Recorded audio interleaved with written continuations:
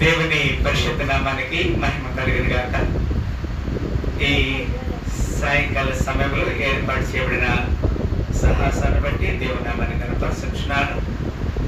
మరి కొన్ని నిమిషాలు దేవుని లేఖనంలో నుంచి కొన్ని మాటలు మనం ధ్యానం చేస్తాం. ఒక మాట లూకా సువార్త చూడండి దయచేసి, 12వ అధ్యాయము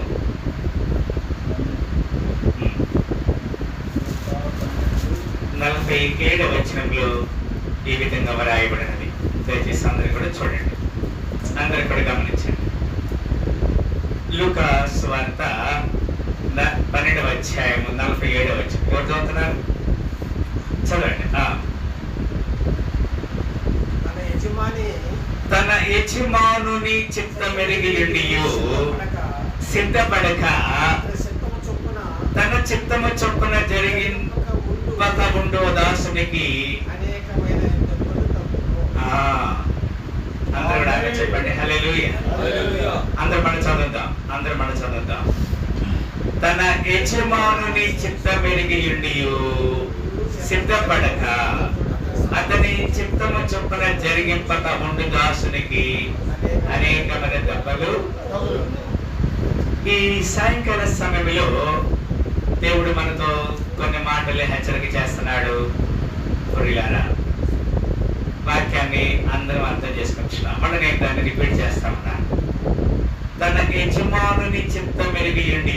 ఏమిటి యజమానుని చిత్తం? ఎవరు అసలు మన యజమానుడు? యేసయ్య. తన యజమానుని చిత్తం మెరిగి. తన యజమాని చిత్తం ఏమిటి? మత్తయి సువార్త ఇతిహాసం లేదు. ఇక్కడ వినండి, నేను తొందరగా ముగిస్తాను. మత్తయి సువార్త 28వ అధ్యాయం 19వ వచనము, మీరు వెళ్ళి సకల జనులకు సువార్త ప్రకటించి వారిని ఏం చేయాలి? నా శిష్యులుగా మార్చాలి. తండ్రి యొక్కయు కుమారుని యొక్కయు పరిశుద్ధాత్మ నామములో వారికి బాప్తిస్మం ఇచ్చుచు నేను మీకు ఏ ఏ సంగతులు బోధించినో వాటిని గైకొనవలని వారికి చెప్పుడి. యుగ సమాప్తి వరకు సదాకాలము మీతో ఉంటాను. అది మత్తయి సువార్త 28వ అధ్యాయం. ఇతిహాస అవసరం లేదు, ఇక్కడ గమనించండి. 28:19 రైట్. దీన్ని గ్రేట్ కమిషన్ అని చెప్తా. గ్రేట్ కమిషన్ అంటే గొప్ప ఆజ్ఞ, దేవుడు మనకిచ్చిన ఆజ్ఞ. దాన్ని మనం నెరవేర్చాలి. దాన్ని వి షుడ్ ఫుల్ఫిల్. ఇది దేవుని చిత్తం. ఏంటి? సర్వలోకానికి వెళ్ళి సర్వ సృష్టికి సువార్తను ప్రకటించడం అనేది దేవుని ఆజ్ఞ, లేదా దేవుని చిత్తం. దేవుని చిత్తం ఎరిగి అంటే మనందరం, ఇప్పుడున్న వారందరూ దేవుని చిత్తం తెలుసా తెలీదా? తెలుసు. we know his will. దేవుని చిత్తము ఎరిగి ఉండియు సిద్ధపడక. మనము దేవుని చిత్తం ఎరిగి ఉండి సిద్ధపడకపోతే అతని చిత్తము చొప్పున జరిగింపక ఉండు దాసునికి. అంటే దేవుడు చెప్పినట్లుగా మనం చేయకపోతే ఆ దాసునికి ఏం జరుగుతుంది? అనేక దెబ్బలంటే ఒకవేళ ఆర్థిక సమస్య కావచ్చు, ఆరోగ్య సమస్య కావచ్చు, మానసికమైన సమస్య కావచ్చు, భార్య ద్వారా సమస్య కావచ్చు, భర్త ద్వారా సమస్య కావచ్చు, పిల్లల ద్వారా సమస్య కావచ్చు, ఇరుగు పొరుగు వారి ద్వారా సమస్య కావచ్చు. వీటన్నిటిని దెబ్బలు అంటాం కదండి. అప్పుడు మీరు చాలా దెబ్బలు తగ్గుతున్నారు అంటారు కదా. అరే మొన్న చిన్న జరిగింది, మళ్ళా దెబ్బ తగిలింది. దెబ్బ అంటే దెబ్బ కాదు, గాయం కాదు, ఏదో ఒక సమస్య. ఇక్కడ లేఖనాన్ని మనం చూసినట్టయితే తన యజమానుని చిత్తం ఎరిగి, మనందరము యజమానుని చిత్తం కొరకు మనం ఇక్కడ ఉన్నాం. నింద దూషణ ఇరుకులలో నన్ను సుతించు గంధముగా మార్చెను. నింద దూషణ ఇరుకులలో నన్ను సుగంధముగా మార్చెను. నా పరుగును సుధముట్టించి మీ సన్నిధిలో నుండి నా పరుగును సుధముట్టించి మీ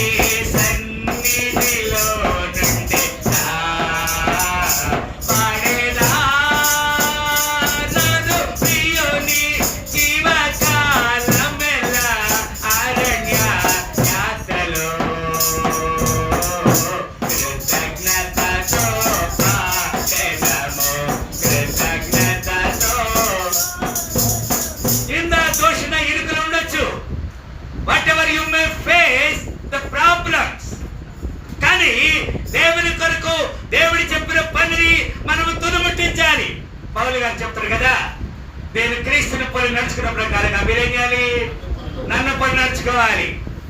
4వ అధ్యాయంలో మనం చూస్తాం, ఏం చేస్తాను? నేను దేవుని కొరకు మంచి పోరాటం ఐ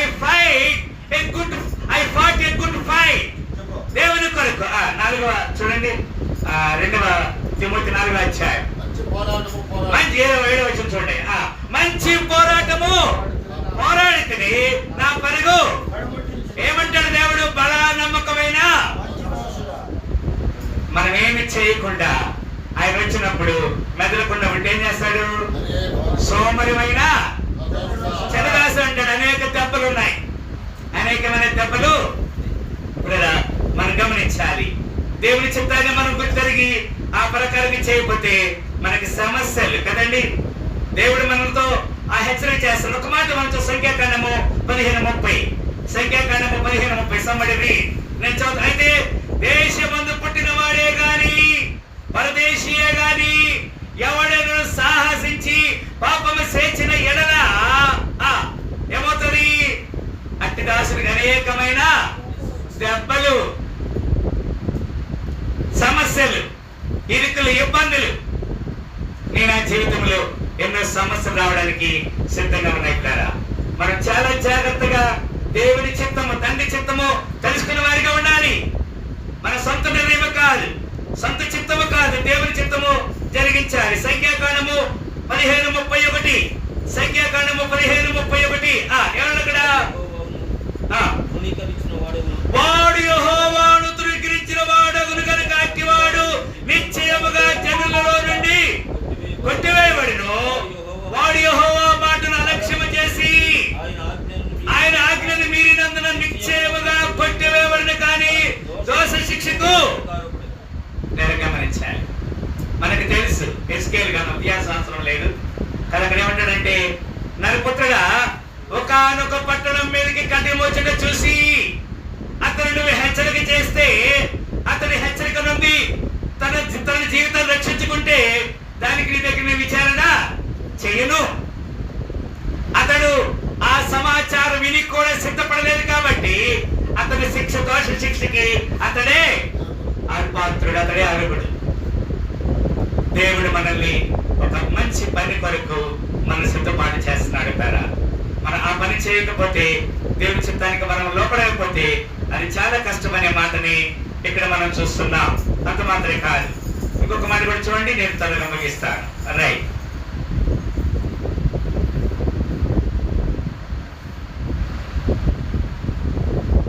అపొస్తలుల కార్యములు 17:30 ఆ జ్ఞాన కాలములను దేవుడు చూచి చూడనట్టుగా ఉండెను. ఇప్పుడైతే అందరూ అంతటా మారు మనసు పొందవలను మనుషులకు ఆజ్ఞాపించాడు. దేవుడు దేవుని చిత్తం ఎరిగి ఉండాలి. దేవుని చిత్తం ఎరిగి ఉండి దేవుని చిత్తం చొప్పున మనం ఏం చేయాలి? ఆయన నామ మహిమార్థమై మనం ముందుకు సాగాలి. ఇప్పుడు దేవునికి వ్యతిరేకం మనం ఉండకూడదు అనేది దేవుని యొక్క ఉద్దేశం కదండి. అంత మాత్రమే కాదు, ఇంకొక మాట కూడా మనం చూస్తున్న త్వరగానే ముగిస్తాను. చూడండి బ్రదర్, రైట్, రోమిలికి రాసిన పత్రిక 2వ అధ్యాయం 8-9 వచనాలు. అయితే భేదములు పుట్టించి సత్యమునకు లోబడక దుర్నీతికి లోబడు వారి మీదకి దేవుని ఉగ్రత రౌద్రము వచ్చును. దుష్కార్యము చేయు ప్రతి మనిషిని ఆత్మకు మొదట యూదునికి గ్రీకు దేశస్తునికి కూడా శ్రమయు వేదనయు కలుగును. దేవుని చిత్త ప్రకారం జరగకపోతే ప్రతి వాడు నోబడి కెనాట్ ఎస్కేప్, ఎవరు తప్పించుకోలేరు. దేవుని చిత్తానుసారముగా దేవుని బిడ్డల మీద వచ్చినటువంటి ఆ యొక్క ఎరుకని మనము జ్ఞాపకం చేసుకోవాలనేది దేవుని యొక్క లేఖనం ఇక్కడ మనకి తెలియజేస్తుంది. యాకోబు పత్రిక 3వ అధ్యాయము 1వ వచనం మీద రాయబడినది. యాకోబు పత్రిక 3వ అధ్యాయము 1వ వచనం ఏమంటాడు ఇక్కడ? నా సహోదరులారా, బోధకులమైన మనము మరి కఠినమైన తీర్పు పొందుదమని ఎరిగి తెలుసుకొని మీలో అనేక ఏం కావద్దు, తన యజమానుని చిత్తం ఎరిగి ఉండి కదా ఆ ప్రకారం వారికి ఏం కలుగుతాయి? అనేకమైన దెబ్బలు. పాత నిబంధనలో చట్టం ఈ విధంగా వ్రాయబడింది. మోషే ధర్మశాస్త్ర ప్రకారంగా ఒక వ్యక్తిని 40 దెబ్బలు కొట్టారంటే అతడు బహు నీచుడు అని రాయబడినది. కనుక ఎన్ని దెబ్బలు కొట్టాలి ఒక వ్యక్తిని తీర్పు జడ్జిమెంట్ చేస్తే? 1 తక్కువ 40. యేసుక్రీస్తుకి ఎన్ని కొట్టారు? 1 తక్కువ 40. పౌలు గారు 1 తక్కువ 40 దెబ్బలు ఎన్నిసార్లు తిన్నాడు? 36 బెత్తలతో కొట్టబడితేనే అంటాడు.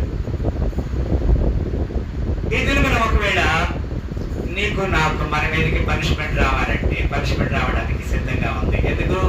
మన దేవుని చిత్తాన్ని నెరవేర్చట్లేదు. ఒక దినము ఈ పాట పాడతాం. మీరు పాడతాము, నాకున్నవన్నీ ఆ పాట పాడతాం. కానీ అన్ని దేవుడు ఇచ్చిన తర్వాత, ఉదాహరణకి నీకు వాహనం 2 వీలరు 4 వీలరు ఇల్లు చర్చి అన్ని ధనము అన్ని ఇచ్చాడు. అన్ని ఇచ్చిన తర్వాత ఎవరి చిత్తం జరిగించాలి? దేవుని చిత్తం జరిగించాలి.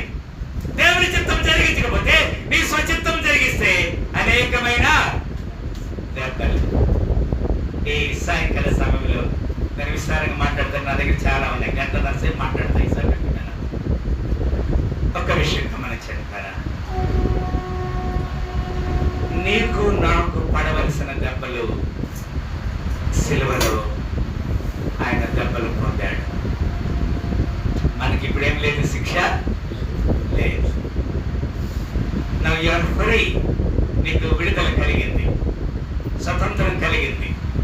అక్కడ దాని గురించి మాట్లాడాలంటే, ఇప్పుడు ఇదే మాట గురించి మాట్లాడాలంటే 100 గంటల 2 గంటల సేపు మాట్లాడతాం. సమయం కాదు. తన యజమానుని చిత్తం మెరుగయ్యుండి ఆ ప్రకారం చేయని వారికి ఏం కలుగుతుంది? అనేకమైన దెబ్బలు తగ్గుతున్నాయి.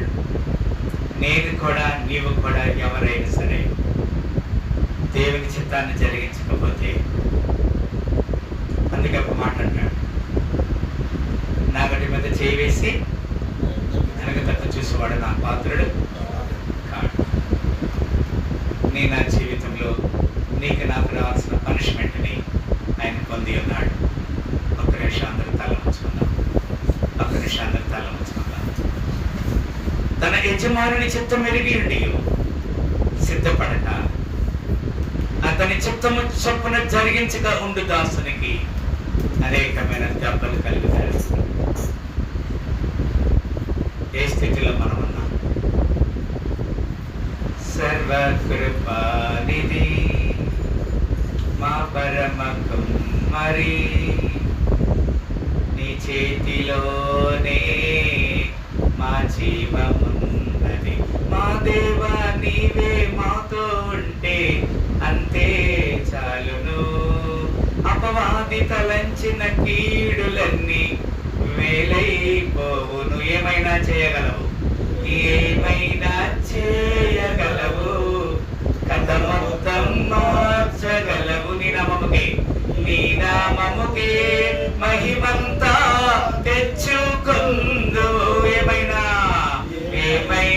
చేయగలవు, కథ మొత్తం మార్చగలవు. నీ నామముకే మహిమంతా తెచ్చుకుందు. యేసయ్యా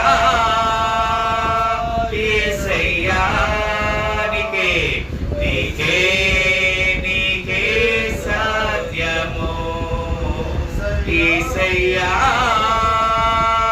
యేసయ్యా నీకే నీకే సాధ్యము. నీవు చేసే పని నువ్వు నమ్మకంగా చేయి. నీకు దేవుడు తోడుగా ఉంటాడు. ఆయన ఆజ్ఞాపించిన ప్రకారం వెళ్ళి అనేక ఆత్మని శిష్యులుగా చేద్దాం. ఆయన రాజ్యంలో అనేకుల్ని చేర్చుదాం. ఈ సాయంకాల సమయంలో యజమాని చిత్తం మెరిగి ఉన్నాం మనందరమే. మనకు తెలుసు దర్శనం. ఆ ప్రకారం చేయకపోతే మనకి శ్రమలు ఉన్నాయి కదా. ప్రేమ గల తండ్రి, మా జీవితంలో మీరు చేసిన మేలు బట్టి వందనాలు తెలియజేస్తూ, సకల ఘనత మహిమ ప్రభావం అనిపిస్తూ, మనం ఇద్దరి గురించి కన్వీనామని ఇచ్చిస్తూ, మా ప్రభువుని రక్షకుడైన యేసుక్రీస్తు వారి శ్రేష్ఠమైన నామములో మిక్కిలి వినమ్రత వేడుకను స్తుతించి ప్రార్థన చేస్తున్నాం. ఈ దినమున ప్రభా మరి లూకా సువార్తల నుంచి 12వ అధ్యాయం 47వ వచనం ద్వారా సంధించాను. సాక్షిగా మీ చిత్తపరగా సహాయించమని యేసు పరిశుద్ధ నామమున ప్రార్థన వేడుకుంటున్నాము తండ్రి. హల్లెలూయా. మరోసారి ఈ సాయంకాల సమయంలో ఈ ఆరాధన పనులను ప్రతి బిడ్డకు దేవుడికి దీవించి ఆశీర్వదించరు గాక.